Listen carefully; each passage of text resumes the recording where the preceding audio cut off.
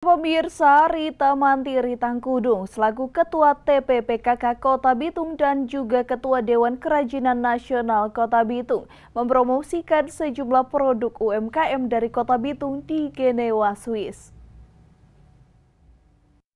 Bersama rombongan dari pemerintah Kota Bitung menghadiri pertemuan dengan Permanent Mission of the Republic of Indonesia for United Nations WTO and Others International Organization di kantor PT RI Genewa, Swiss. Pada kunjungan tersebut, Kota Bitung menjadi salah satu perhatian khusus bagi International Organization di kantor PT RI.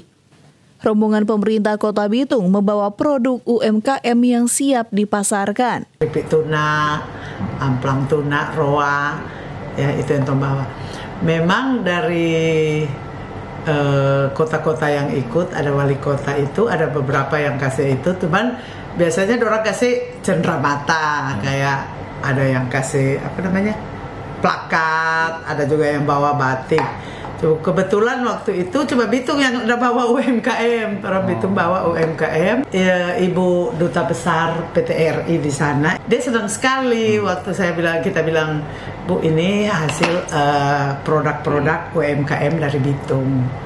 Ya, dia senang sekali karena memang Bitung lain ya bawa, karena biasanya ada yang bawa semacam souvenir begitu, plakat itu apa. Cuman Bitung yang bawa produk UMKM. Dengan adanya kegiatan seperti itu, saya rasa peluang bagi orang untuk lebih memperkenalkan produk-produk UMKM yang ada di kota, termasuk Kota Bitung. Pada kunjungan tersebut juga membahas tentang rencana kerjasama di berbagai bidang antara Kota Bitung dan beberapa organisasi internasional. Rombongan Kota Bitung juga melakukan pertemuan dengan organisasi PBB. WIPO dan itu membahas tentang standar global Smart City. Tim Liputan Kawanwa TV. Ya pemirsa, jangan kemana-mana. Kawanwa informasi akan kembali setelah jeda berikut.